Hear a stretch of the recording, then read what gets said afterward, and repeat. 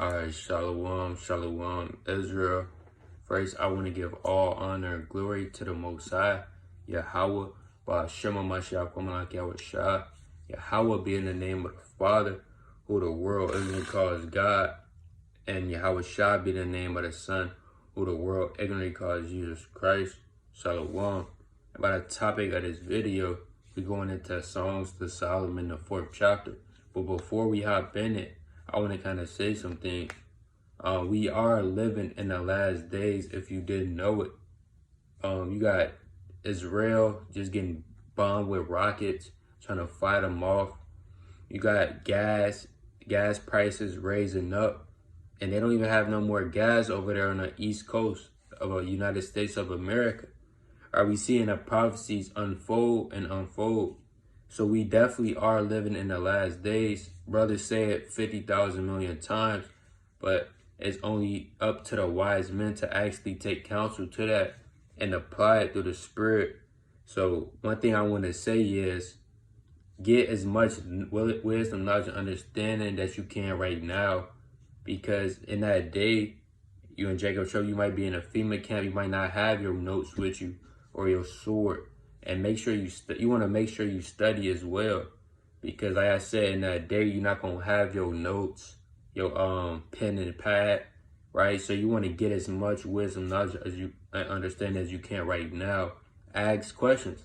I still ask questions on some things, right? So that way I could be ready. I don't have to go to my notes. It's already up here, right? So Lord willing, starting some more. I'm going to just start going over all my breakdowns that I got in my notes. So Lord willing, it could be edifying to y'all, so y'all could gain it and ultimately download it up here in the mind. All right, but one precept before I dive into it. This is the book of Ecclesiastes Chapter 11 and verse 1. It says, "Cast thy bread upon the waters, for thou shalt find it after many days." That's not literally talking about go get a piece of bread and throw it in a lake. Your bread meaning the wisdom, knowledge, and understanding, and the waters meaning the people, right? Cast your bread upon the waters, or AKA spiritual alms, right? Alms it's not just giving stuff all the time. That's not what alms is all the time. You could give alms by breaking down the scriptures to a brother that might not know it. Or he might ask you, hey, you could break down Daniel the 12th chapter to me, and then you kind of break it down to the brother. Hey, you giving alms like that, all right? So you want to cast your bread upon many waters. Give a portion to 7, meaning completion, and also to 8, meaning infinite.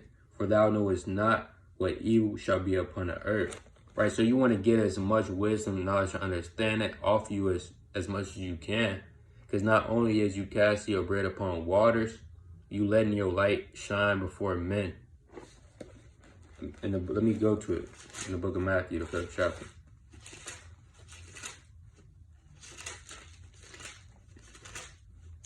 It's the book of Matthew, chapter 5, and verse 15. It reads, "Neither do men light a candle and put it under a bushel." Meaning that candle, meaning your spirit. It says, "And put it on a candlestick, and give it light unto all that shine in the house." Right? So I'm going to actually start at verse 14. It says, "Ye are the light of the world. A city that is set on a hill cannot be hid.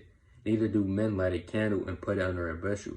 Right? Meaning we are the light of the world. The people in this truth, they have the wisdom, knowledge, and understanding, which is the light. Right? You supposed to show it to the whole world so they could magnify your Father which is in heaven. But it says, neither men light a candle and put it underneath a bushel. Meaning you got your wisdom, knowledge, and understanding, but you kind of hiding it. You're not giving it off. You're not sharing it. You're not multiplying the talents.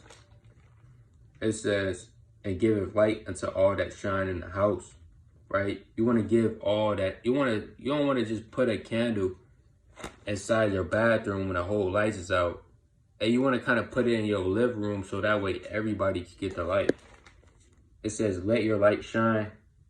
Let your light so shine before men that they may see your good works and glorify your Father which is in heaven." So you literally have to give out this wisdom. The Lord is telling you, let your light shine before men so that, hey, when they see it, they could glorify the Most High, because the Lord gave you that wisdom and understanding.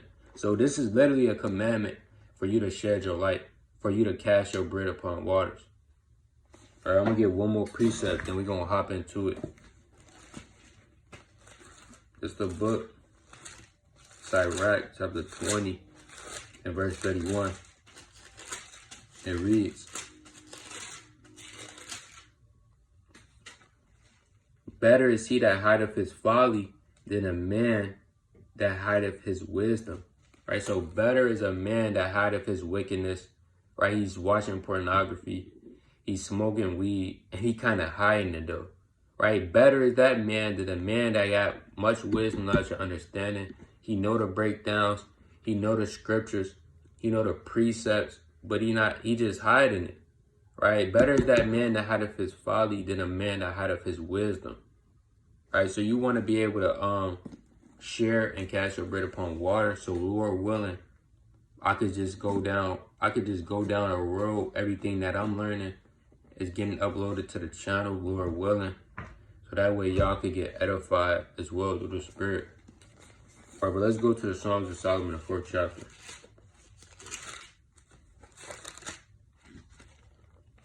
All right, Songs of Solomon, chapter 4. From the top, it says, behold, thou art fair, my love. And real quick, one thing you learn when you read the Songs of Solomon, not everything is literal. Some things, they threefold, twofold, double to that which is. We go to Job, chapter 11, verse 6. This is the book of Job, chapter 11 and verse 6. And that he would shew thee the secrets of wisdom, that they are double to that which is. Know therefore that God exacted of thee less than thy iniquity deserveth. Right? So some things in the scriptures, they double to that which is. Not everything is literal. Some things are spiritual. Some things they hear from some men. Right? It's riddles in the scriptures. It's parables. It's allegories. It's dark sayings in the scriptures. But you gotta be keeping the commandments first and foremost, pursuing the Psalms 111, 14 on down, I believe. Right? But second of all, you gotta be able to discern these things, whether it is spiritual or whether it's literal. All right, but let's go back to Songs of Solomon, 4th chapter. It says, behold, thou art fair, my love. Behold, thou art fair. Thou hast dove eyes within thy locks. Thy hair is as a flock of goats that appeared from Mount Gilead. Right, so it says, thou art fair, my love, thou art fair. Now, who is this talking about? This is like I said, it's double tap, this is talking about the nation of Israel, because Israel is personified as a woman throughout all the scriptures. Let's go to it. Go to the book of Isaiah, chapter 54, verse 5. It says, for thy maker is thy husband, right? Thy maker, which is Yahweh Shai, he's our husband. It says, the Lord of hosts is his name. And thy Redeemer, the Holy One of Israel, the God of the whole earth shall he be called. For the Lord have called thee as a woman forsaken and grieved in spirit. So the Lord says straight up and down, the Lord called us as a woman grieved and forsaken and grieved. So like you. And a wife of youth, when thou wast refused, said thy God, for a small moment I have forsaken thee, but with great mercy I will gather thee. Right? But the point I wanted was, we're personified as a woman. Let's get another precept. The classic in Jeremiah, 6th chapter. This is the book of Jeremiah, chapter 6 and verse 2. It reads, I have likened the daughter of Zion to a delicate and comely woman, playing upon tables. The Lord likened us to a delicate and comely woman throughout all the scriptures. Let's get some more precepts.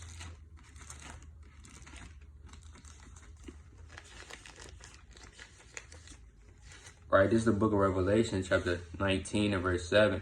It says, let us be glad and rejoice and give honor to him, for the marriage of the Lamb is come. The Lamb is Yahweh Shai, and his wife have made her so ready. His wife is the nation of Israel. We're that woman that's decked out with golds and jewels and silver. All right, let's get one more to seal the deal. All right, this is the book of Revelation, chapter 12 and verse 1. It's like, yeah, I'm going to get this. I'm going to get one more after this. It says, and there appeared a great wonder in heaven, a woman clothed with the sun and the moon at her feet. That woman is the nation of Israel.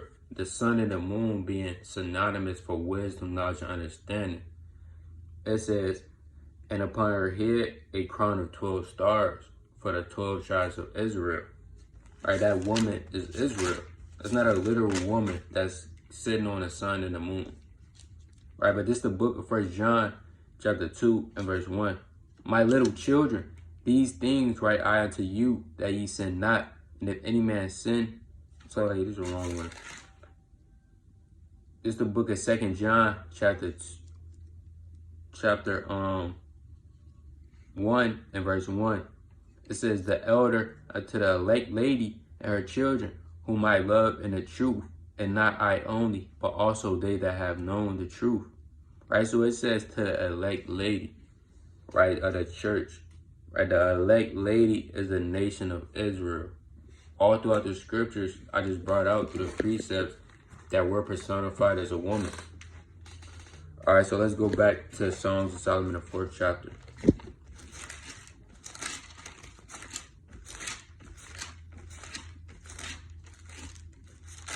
All right, this is the book of Songs of Solomon, chapter 4, and verse, I'm going to read one again. It says, behold, thou art fair, my love. Behold, thou art fair. Thou hast dove eyes within thy locks. Thy hair is as a flock of goats that appeared from Mount Gilead. So he's describing how beautiful the nation of Israel is. It says, thy teeth are like a flock of sheep that are even shorn, which came up from the washing rub. Every one beareth twins, and none is barren among them. Thy lips are like a thread of scarlet, and thy speech is comely. Right, so, hey, the nation of Israel is beautiful, man. She's decked out with gold, with silver, with jewels. All right, let's go to Songs of Solomon 1, and I'm going to start at verse 10. It says, thy cheeks are comely with rows of jewels, thy neck with chains of gold. Right, the nation of Israel is decked out with golds and jewels and rubies. Right, she smell good. It says, we will make thee borders of gold with studs of silver. Right? So all throughout the scripture, all throughout Songs of Solomon, Salakia, the nation of Israel is decked out. She's beautiful. Because when we were at our first estate before we fell, it was nothing like Jerusalem. Right? It was none like the Israelites. Right? It was the Lord's portion. They tell you that in Deuteronomy 32 and 8. It was the Lord's portion. But back to Songs of Solomon, the 4th chapter. Verse 3, it says, thy lips are like a thread of scarlet, and thy speech is comely. Thy temples are like a piece of a pomegranate within thy locks. Thy neck is like the tower of David, builded for an armory, wherein there hang 1,000 bucklers of shield and mighty men. Right? What Solomon is describing is you kind of had to be there to visualize this. That's how in depth he was going in. Verse 5, it says, thy two breasts are like two young roes that are twins, which feed among the lilies. Until the daybreak and the shadows flee away, I will get me to the mount of myrrh and to the hill of frankincense. Now, what does it mean until the daybreak? Meaning until all hell break loose. Right, that's synonymous for the daybreak or noonday or death and destruction, famine, all hell breaking loose. That's what that until the daybreak means. Right, and that daybreak is when Yahweh shall return. You go to the book of Joel, 2nd chapter.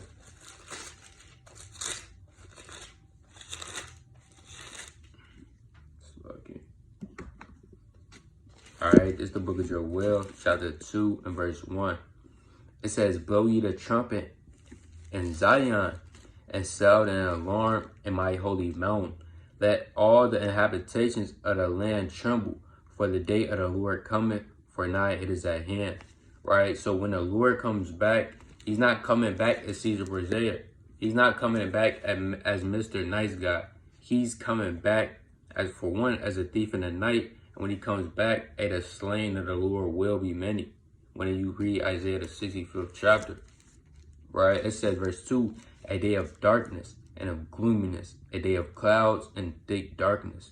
As the morning spread upon the mountains, a great people and a strong, they have not been ever, like neither shall be any more after it, even to the years of many generations. So that day is going to be darkness and gloominess, mourning, sackcloth, death and destruction. That's what it means until the daybreak. All right, let's go back to Songs of Solomon 4. This Songs of Solomon chapter 4 and verse 6. It says, until the daybreak and the shadows flee away, I will get me to the mountain of myrrh. Now, what is that an actual mountain with myrrh on it, with frankincense and myrrh? No, that mountain is mountains in the scriptures are referred to as big kingdoms. Right, and it says, and to the hill of frankincense. Right, and hills are smaller kingdoms. All right, let's go to it. Go to Isaiah, the 2nd chapter. This is the book of Isaiah, chapter 2, and verse 1. It says, the word that Isaiah, the son of Amos, saw concerning Judah and Jerusalem. And it shall come to pass in the last days that the mountain of the Lord's house shall be established to the top of the mountains, right? And shall be exalted above the hills, right? So it's going to, when the Lord comes back and he reigns, it's going to be exalted above the mountains, meaning he's going to have the top rulership and leading kingdom. It says, and shall be exalted above the hills, and all nations shall flow into it. Right? It's going to be exalted even above the hills, the smaller kingdoms, right? And all nations will flow to it, meaning eventually all nations will serve Yahweh B'Shem Yahushua, whether you like it or not. Although the other nations, they're not going to pass through the bond or the covenant, or they're not going to enter into the new covenant. They're going to have to eat the leaves, like it's saying in Revelation 22, 1 on down. But chiefly all nations in the kingdom of heaven will serve Yahweh B'Shem Yahushua, whether you like it or not. You will have to keep the law, statutes, and commandments. Let's get another precept on the mountains and the hills. Let's go to the book of Habakkuk, the 3rd chapter.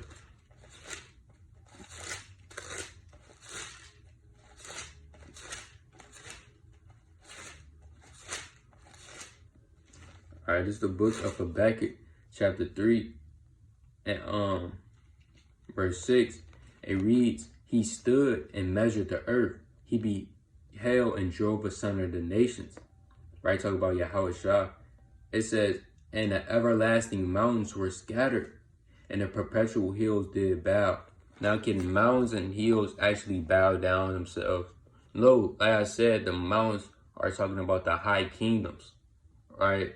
The major big kingdoms on the earth, and the hills are referred to as the lower kingdoms on the earth. It says his ways are everlasting, right? So that it's not literally talking about an actual mountain in the hill. It's not what it's talking about. Like I said, everything is parabolic in the scriptures. Everything is things are double to that which is. Let's go back to it. This is a book of Songs of Solomon, chapter 4 and verse 6 again. It says, until the daybreak, when all hell break loose and the shadows flee away, I will get me to the mountain of myrrh and to the hill of frankincense. Right? It says, Thou art all fair, my love. There is no spot in thee. Right? Thou art all fair, meaning the nation of Israel will be fair. We're like that fair and delicate and comely woman. Right? And when it says, there is no spot in thee, that's because we're going to be clean. We're going to be cleansed through the Spirit. Where we're not going to be found with no spot, no blemish. Let's go to the book of Ephesians, the 5th chapter.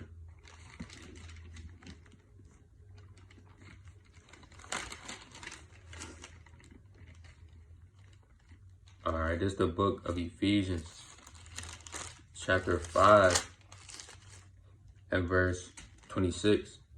It says that he may sanctify thee and cleanse it with the washing of water by the word, that he might present it to himself a glorious church.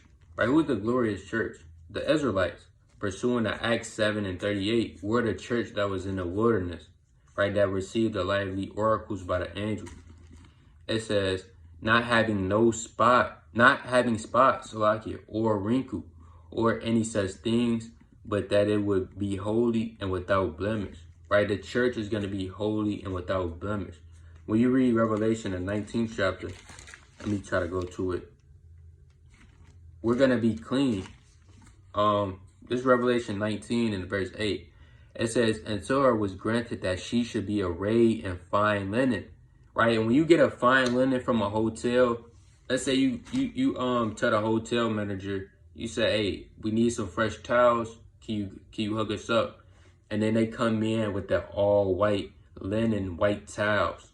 Right? It don't, 9 times out of 10, if you at a top hotel, hey, those linen towels, hey, they gonna be fresh. You kind of smell them, right? Hey, that's how the nation of Israel is gonna be, like that. They gonna be arrayed in that all white fine linen, with it's not gonna be no mustard spots or no ketchup stains on it. It's gonna be all white fine linen, decked out.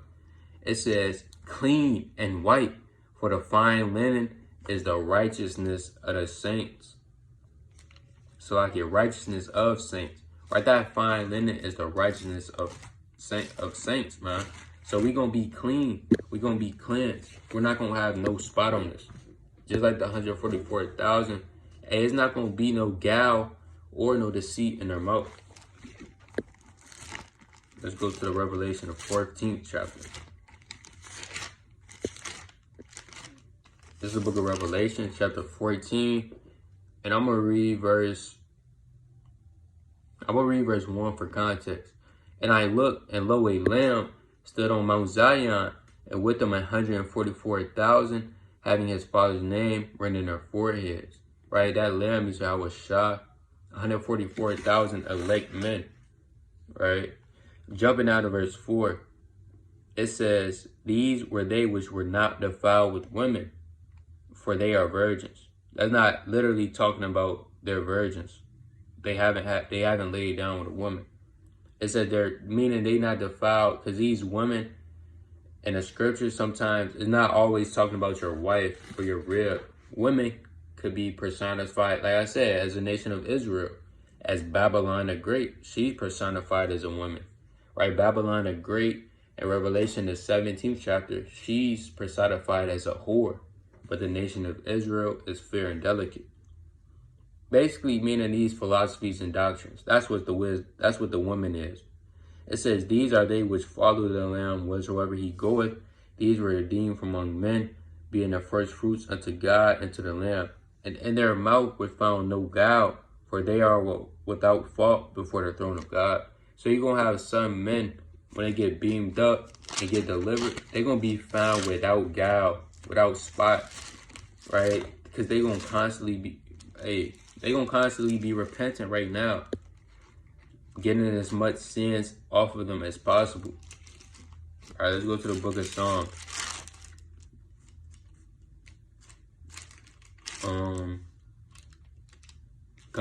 It's the book of Psalms, chapter 32 and verse 2. It says, blessed is the man unto whom the Lord imputeth not iniquity, and whose spirit there is no guile. Right? Blessed is that man, because there's going to be certain men, they're going to be found without spot and without blemish. Right? You're not going to be able to pull up a track record. Oh, yeah, he stole the honey bun from the gas station. He was cussing out his mom. Hey, you literally not going to be able to have a track record on these men's sins, because they're found without guile to the Lord. They're acceptable. Right? The elect. Let's go to Songs of Solomon, the 1st chapter again.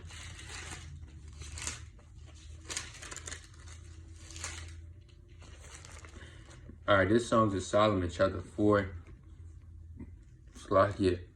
at verse 7 again. For thou art all fair, my love, there is no spot in thee. It says, come with me from Lebanon, my spouse with me from Lebanon. Took from the top of Amana, from the top of Shinar, and from Hermon, from the lion's den, from the mountains of leopards. Right, when it says come with me, when it says come with me from Lebanon, that's really going into Salakia. When it says Salakia, when it says from the top of Hamana, from the top of Shinar, and Hermon, from the lion's den, from the mountains of leopards. Right, the lions being a representation of the other nations, right, and the leopards as well, because the so-called white man, he's that lion that's trying to devour that lamb, right, that leopard, and we're the lamb because we're tender and delicate. We're the nation of Israel, but the so-called white man, he's that lion and that leopard. So that's where it says, come with me from Lebanon, look from the top of Amana, from the top of Shinar, from the lion's den, and from the mountains of leopard. But let's prove it though. Go to the book of Psalms, the 10th chapter. This is the book of Psalms, chapter 10, and verse, I'm going to start at verse, for context, I'm going to start at verse, well, it's going to kind of explain it. Start at verse 8. It says, he sitteth in the lurking places of the villages. In the secret places doth he murder the innocent. And who only murders the innocent men? It's obvious, right? The so-called white man in the other nations, chiefly the so-called white man, he murders the innocent on a daily. Look at Mike Brown, Trayvon Martin, right? Look at Rodney King, right? He murders the innocent. Ahmaud Arbery. It says his eyes are powerfully set against the poor. He lieth and waits secretly as a lion in his den. So the so-called white man, he got a lot of names in the scriptures. He's compared to as a dragon. He's that dragon. He's that serpent, that snake, that lion, that fox. And Yahweh Shah told King Herod, he said, hey, go tell that fox, paraphrasing it. He basically said, go tell that fox. In Mark the 13th chapter, I believe. So like in Matthew the 13th chapter. But the point is, in verse 9, it says, he lieth and wait secretly as a lion in his den. He lieth and wait to catch the poor. He doth catch the poor when he draweth him unto his neck.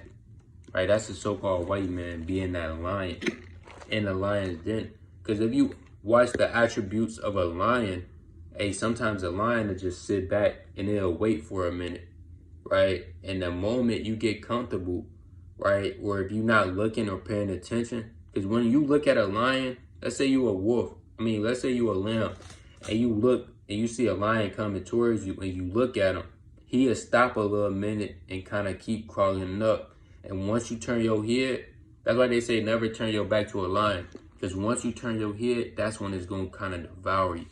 Right, them are the attributes of a lion. So the so-called white man is that lion and that leopard. Let's go to the book of Psalms, the 17th chapter.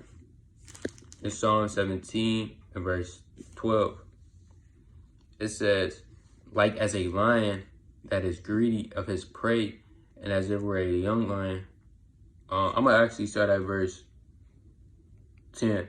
It says, they are enclosed of their own fat, with their own mouth they speak proudly. Right, talking about the wicked. But it's double to that which is, so it's getting on the so-called white man. It says, they have now compassed in our steps. They have set their eyes bowing down to the earth, like as a lion that is greedy of his prey, and as of a young lion lurking in secret places. Arise, O Lord, disappoint him, cast him down, deliver my soul from the wicked, which is thy sword. Because the Lord's sword is a so-called white man, right? He's personified as that sword. Esau's blessing was a sword, man.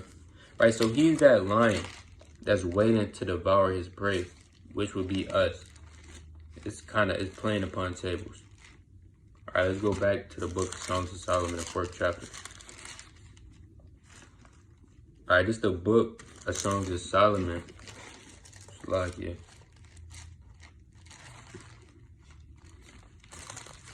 It's a book of Songs of Solomon,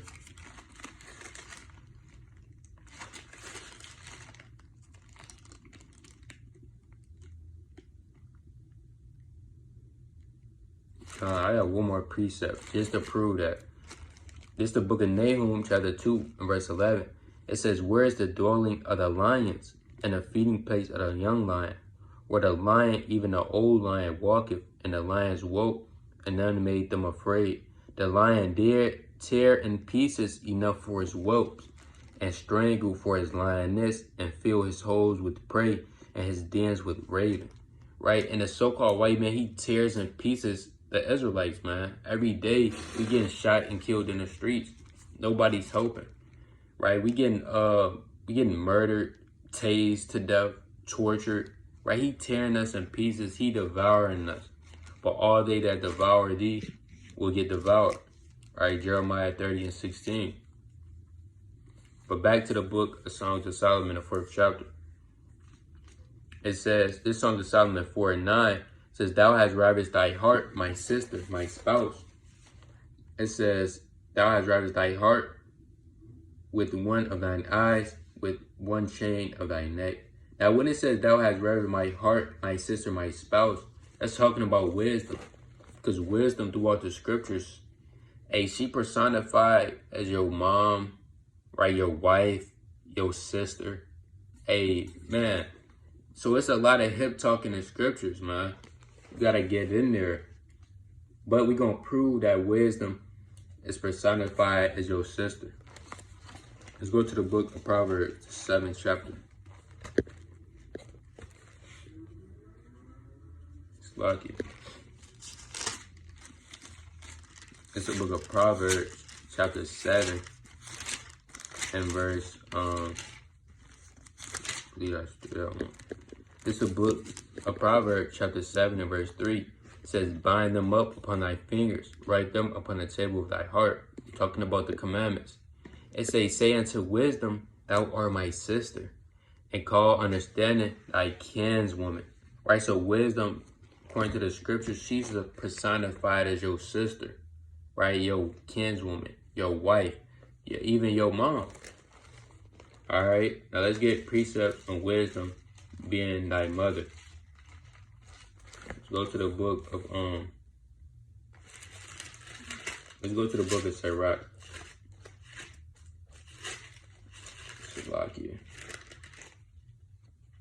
Alright, let's go to the book of Sirach.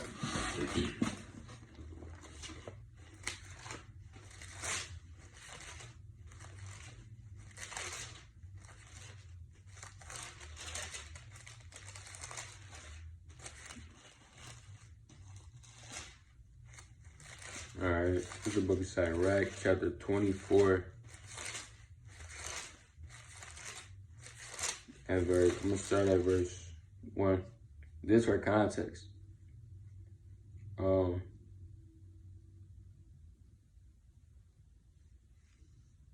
so like that's a wrong precept I wanted. Actually, we could go to the book.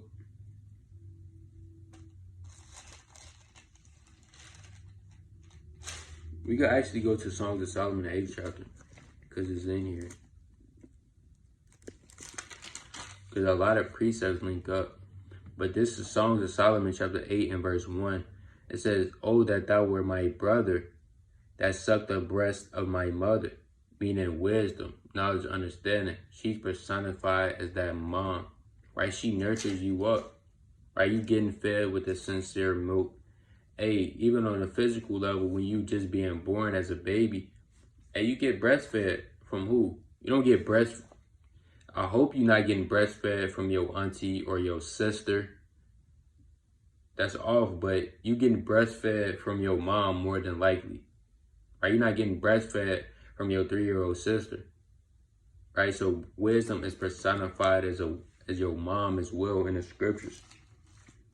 I'm trying to think of another precept.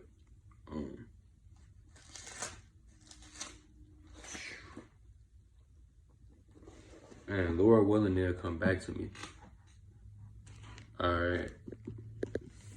But it says, thou hast ravished thy heart. Salaki, it don't even say mom, but I'm going to read it again. This Song is Solomon chapter 4, verse 9. It says, thou hast ravished my heart, my sister, my spouse. And wisdom is personified as your woman. All right, we could go to the precepts for that. Right, so that your sister wisdom is personified, and as even your wife. Right, didn't the Lord say, real quick, let's go to Revelation. It's a classic. It's the book of Revelation, chapter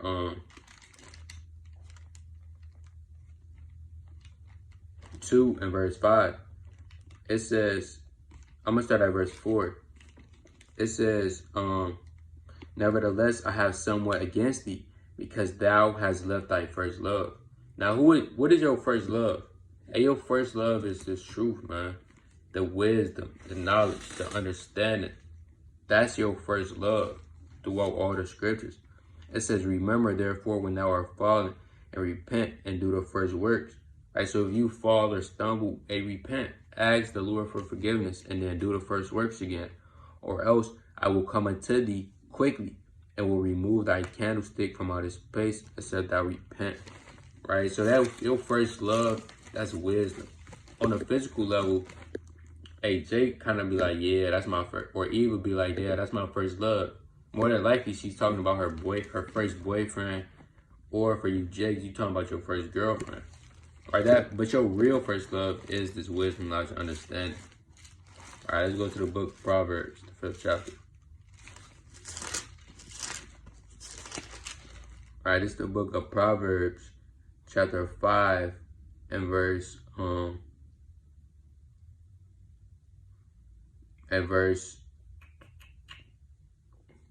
gonna start at verse 17. It says, let them be only thine own, and not strangers with thee, that thy fountain be blessed, and rejoice with the wife of thy youth. The wife of thy youth is wisdom. It says, let her be as the loving hind and pleasant roe. Let her breast satisfy thee at all times. Meaning, let the milk, because out of breast comes milk, right? And that milk in the scriptures is not talking about your mom's milk out of her breast. Milk throughout all the scriptures is personified as wisdom, knowledge, and understanding. We're going to go over that though. It says, and be ravished always with her love. Right? You want to always be ravished with the love of wisdom, man, because there's no other woman on the planet that's like her. You got some brothers, they married to wisdom. Right? They say, no, I don't really want to deal with a woman right now. Hey, I'm in love with wisdom. Right? And they not going off of that. So that's your spouse, your sister. That's what wisdom is personified as. So back to Songs of Solomon, the 4th chapter. I'm going to read verse 9 again. Thou hast ravished my heart, my sister, my spouse. Talking about wisdom. Thou hast ravished my heart, one of thy eyes, with one chain of thy neck. How fair is thy love, my sister, my spouse. How much better is love than wine, and the smell of thy ointments than all spices. Right? Verse 11. Thy lips, O my spouse, drop as the honeycomb. Honey and milk are under thy tongue, and the smell of thy garments is like the smell of Lebanon. Right? So when it says, O my spouse, drop as the honeycomb, thy lips, honey and milk are under thy tongue. Like I said, milk is personified as wisdom, but more on a lower level, because you have wine, it's personified as wisdom. Honey, right? Meat. You'll hear brothers say, hey, I'm going into a meat quiz or a meat breakdown. That's just personified as a higher wisdom, knowledge, and understanding. You can't give a newborn baby a piece of steak. They're going to choke. So you have to give them the milk to get them nurtured up. And then eventually they can eat the meat. Right? But let's prove that milk is talking about wisdom, how to understand.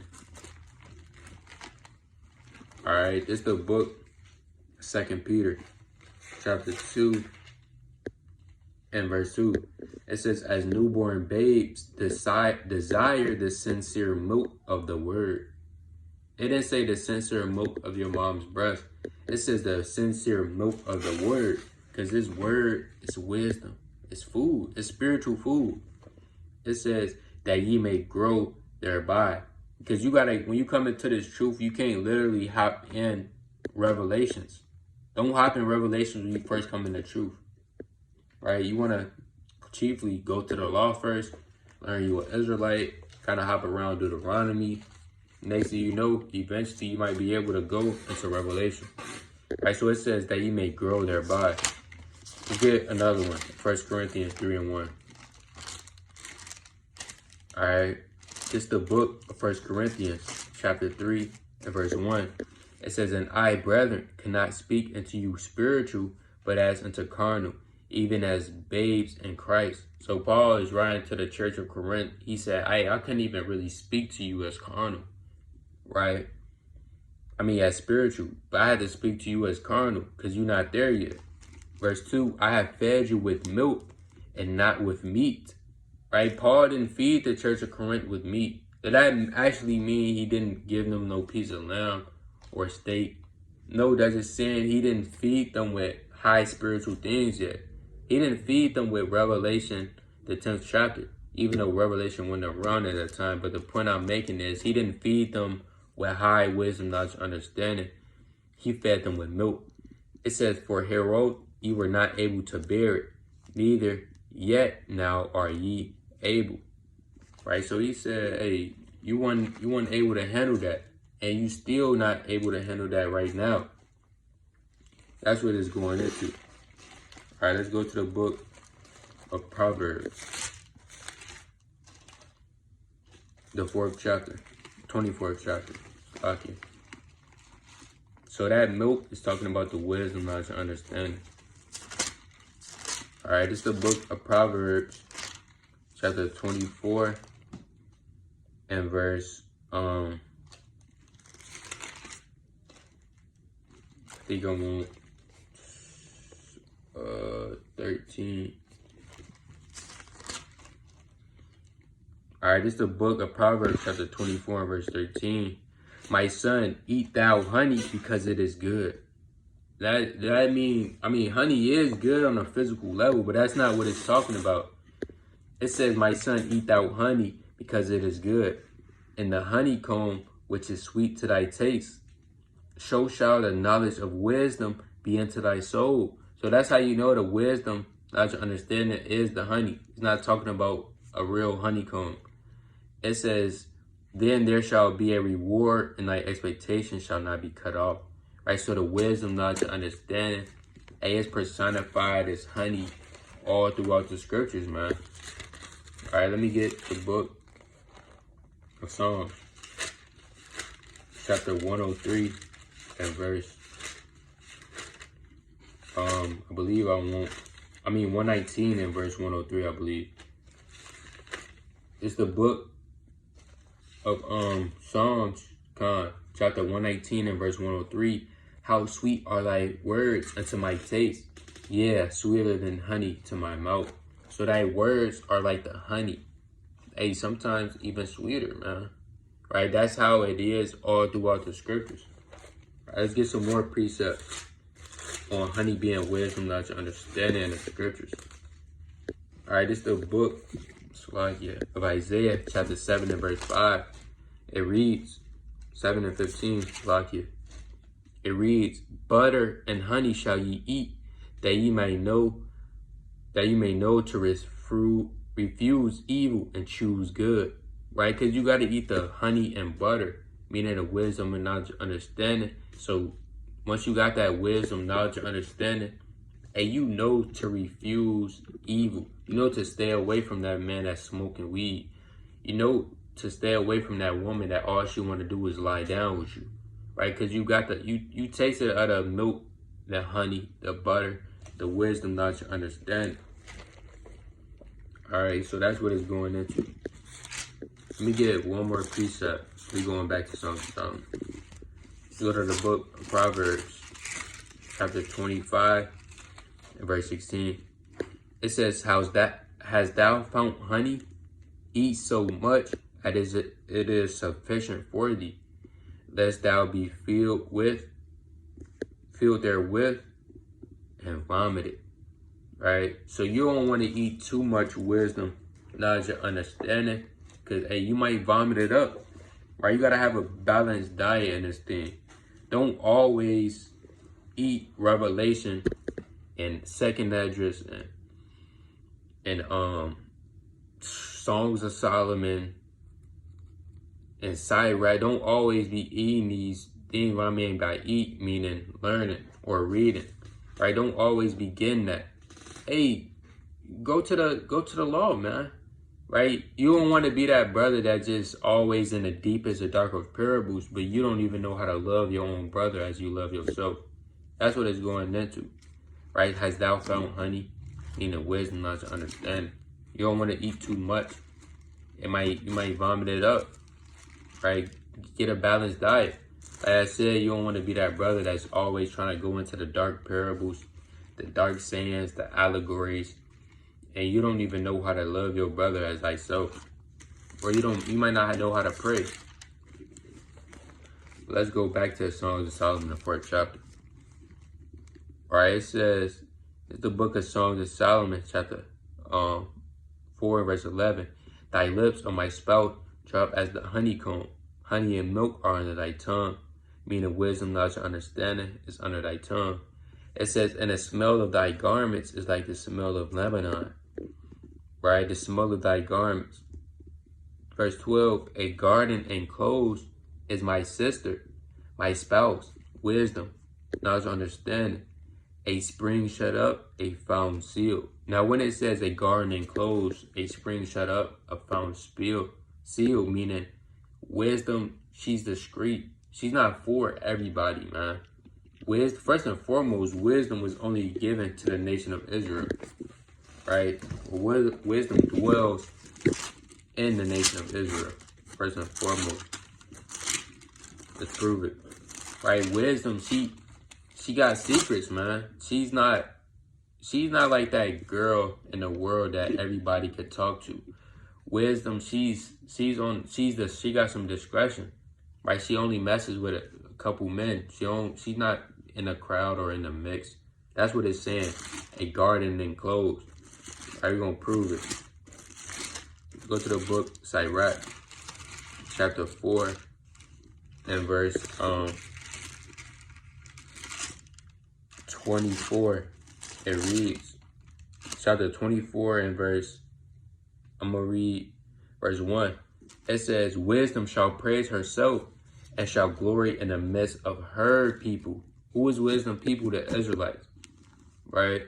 Jumping down to verse 8, it says, so the creator of all things gave me a commandment. Talking about Yahweh Hashem Yahweh Shah. And he that made me, right, caused my tabernacle to rest, and said, let thy dwelling be in Jacob, and thy inheritance in Israel. So the Lord gave wisdom a commandment. He said, a wisdom, dwell in Israel, dwell in Jacob, meaning the Israelites. He didn't say go dwell in Moab, or dwell in Esau, the so-called white man, or dwell in a Japanese man, or the Ethiopians, right? He said dwell in Jacob, in Israel, right? Because, hey, we the only ones that can really access this, right? Wisdom, knowledge, understanding is for us. Let's go to the book of Baruch, 3rd chapter. All right, this is the book of Baruch, chapter 3, verse 36. It's the book of Baruch, chapter 3 and verse 36. It reads, he have found out all the way of knowledge, and have given it unto Jacob his servant, and to Israel his beloved. So, hey, the Lord already got the knowledge, and he gave it to Israel, right, to Jacob his servant, right? So wisdom, knowledge, and understanding, hey, is only for us to know, right? But on the Lord, on a deeper fold, a wisdom, she's messing with the man that fears the Lord, first and foremost. Right? She's not a broad that you could just access. You could just call her wisdom anytime, like, hey yo, you trying to slide over, or I kind of miss you. No, wisdom, she's only with a righteous man. All right, this is the book, Sirach, chapter 6. Sirach, or Ecclesiastes Chapter 6 and verse 22, it says, "For wisdom is according to her name, and she is not manifest unto many." A wisdom, she's according to her name, but she not really manifesting to many. She's not for everybody like I was going into. She's only for the righteous man, only for the man that fears the Lord and keep his commandments, right? Because let me get that real quick. Actually, I'm gonna stay in some rock. Let me get that. This is the book of what I wanted. Proverbs Chapter 3. Man, there's so many precepts I'm thinking of. I don't know where to go. Let me see.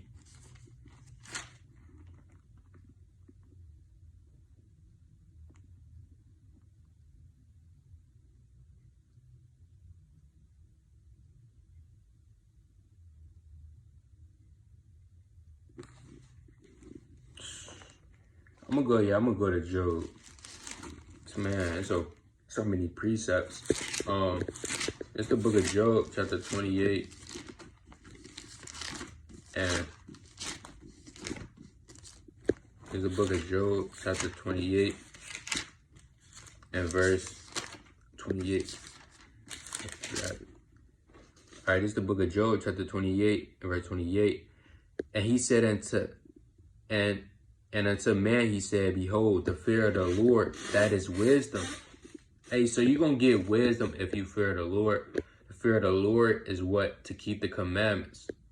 It says, and to depart from evil is understanding. Right? The fear of the Lord, hey, that's the beginning of wisdom. That's wisdom. It just said that is wisdom. All right, let's go to Proverbs Chapter 1 and verse 7. It says, "The fear of the Lord is the beginning of knowledge, but fools despise wisdom and instruction." Right? The fear of the Lord, that's the beginning of wisdom, knowledge, and understanding. But a fool, he gonna despise that. Because when you read verse 5, it says, "Only a wise man," I'm gonna read it. This Proverbs 1 and 5, it says, "A wise man will hear and increase learning, and a man of understanding shall attain into wise counsel." So only a wise man will actually hear these words and apply it, right? That's only what a wise man would do. So, man, get crazy. This is the book of Proverbs chapter 9 and verse 10. It says, "The fear of the Lord is the beginning of wisdom, and knowledge of the holy is understanding." Right? So the fear of the Lord, hey, that's the beginning of wisdom, straight up and down. So that's how you can obtain it. You have to fear the Lord. Fear of the Lord is to keep the commandments, man. So, yeah, let's go back to it.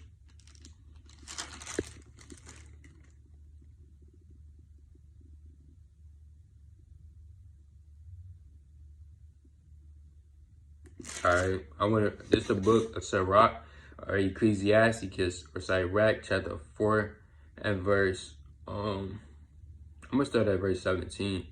It says, "For at the first she will walk with him by crooked ways, and bring fear and dread upon him, and torment him with her discipline." Talking about wisdom, because wisdom is gonna try you. Like I said, she's not manifest, like the words of the Lord said in Sirach 6 and 22. Hey, she's not manifest unto many. But it says, "And bring fear and dread upon him, and torment him with her discipline, until she may trust his soul and try him by her laws." Right? So she gonna try you, man. Just like a woman, and she might not automatically give you her number, or she might not automatically let you in her house. She gonna try to see what's up with you. She gonna see whether you just want to get in her pants, or she gonna see whether you really interested. Right? It says, verse 18, "Then will she return the straight way unto him, and comfort him, and shew him her secrets." Right? Because on a physical level, you would never tell a stranger your secrets, what you were going through with your mom and dad, or what's going on in your relationship, your marriage. You're not going to tell a stranger on the street that, me and my husband, we kind of going out. He beats on me, or he's not a good father. You're not going to tell them that, right? But that's the same thing with wisdom. She's not gonna tell you the darkest parables, the wisdom, knowledge, and understanding of old, right? There's some secrets in here brothers can't learn yet because they haven't been proved by wisdom. So that's what it's going into. All right, so let's go back to the book of Songs of Solomon, the 4th chapter. All right, so that's what it means by a garden enclosed. It says, a garden enclosed is my sister, my spouse. This wisdom of Solomon, Songs of Solomon, chapter 4 and verse 12. It says, a garden enclosed is my sister, my spouse. A spring shut up, a fountain sealed. The plants of an orchard are pomegranate with present fruits. Campfire with spikenard, and saffron. Calamus and cinnamon. And with all trees of fragrances and myrrh, aloes with the chief spices. Right? That's going into that smell, that pleasant smell. It says, a fountain of gardens, a well of living water streams from Lebanon. Awake, O north, and come, thou south, blow upon my garden, right? Blow upon the garden, meaning blow upon the nation of Israel, right? Blow upon that wisdom. Let them fragrances, that fragrance that is talking about, or the frankincense and the spikenard, hey, that's going into this, how beautiful this truth smells. Because you breathing in, okay, you breathing in Deuteronomy 28, Revelation 1 and 14, Isaiah, Revelation 13 and 9. And it smells pleasant. It says, blow upon my garden, that the spices thereof may flow out, that the wisdom, knowledge, and understanding might flow out to the other Israelites, so they could get it as well. It says, let my beloved come into his garden and eat his present fruits. All right? So that's what it's going into, man. You want to ultimately share this truth, like I brought out in the first Slakia. When I first opened up, and you want to share your light. You want to have it, spread out. You don't want to have it enclosed like wisdom. You want to kind of spread it, right? But that's what it's going into through the Spirit, right? So Lord willing, this video is edifying, right? Keep doing all you can to make your calling and election sure. Study as much as you can. Fast, pray, read, give exhortation, go out on the highways and byways. Hey, for the sisters, hey, do what you gotta, make the flyers, hook it up for the feast days. Because we really living in a time where the fifth seal could kick off at any moment. And if you're not in the Spirit, it's gonna be hard for you to get in the Spirit, right? But if you get in the Spirit right now, you get familiar with the scriptures, hey, in that day, you're going to be ready to endure all things. So let me get a closing precept. All right, this is the book of Luke.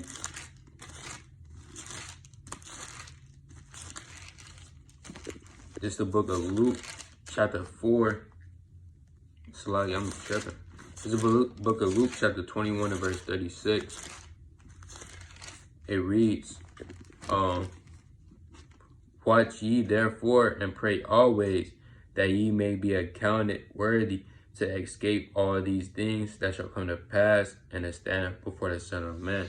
So the Lord told you to watch, and not only watch, but pray that you and the Akim and the Aqua and the brothers and sisters around you in the truth may be worthy and accounted to escape all these things that shall come to pass and to stand before Yahweh Shah. Because everything that's coming to pass is not going to be easy. Right? You're going to have the fifth seal kick off where the men of the Lord, they will get slain for the word of God. Right? People, man, read the Maccabees, first Maccabees, second Maccabees. Right? Everything that takes place, that's how it's going to be when Esau comes in and destroy the temple and set up the third abomination of desolation, which is making war with the saints, because we are the temple. All right, so do all you can to magnify the name of the Lord in the last days, right? So Lord willing, this video is edifying. Lord willing, I could do some more breakdowns to give as much wisdom and knowledge, understanding. If you got any questions or topics you want brothers to do a video on, Lord willing, you could comment down in the channel. You can comment down below. But giving all honor and glory to the Most High, Yahweh, by Shema Mashiach, Shalom.